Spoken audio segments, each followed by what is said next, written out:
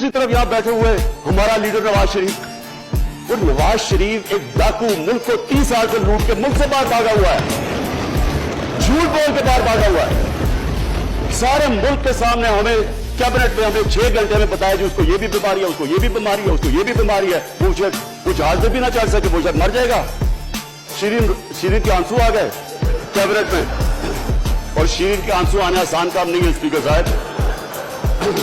तो हमने उसको वहां जैसे वो जहाज पे चढ़ा, जैसे वहां गया, वो एकदम ही तब्दील, और आज वाला की तकरीरें कर रहा है, वहां बैठ के स्कीमें कर रहा है, वहां बैठ के प्लानिंग करके उसे इतना पैसा दो, उधर इधर पैसा खिलाओ। सारी इनकी एक कोशिश है, जब से हम 2.5 साल से हुकूमत आई है, ये सारे बड़े बड़े डाकू इकट्ठे होके ये समझ रहे हैं कि इमरान खान को कुर्सी का इतना शौक है कि इसके ऊपर इतना प्रेशर डालो कि ये जो हमें जिस तरह जनरल मुशर्रफ ने एनआरओ दिया था, ये भी दे देगा।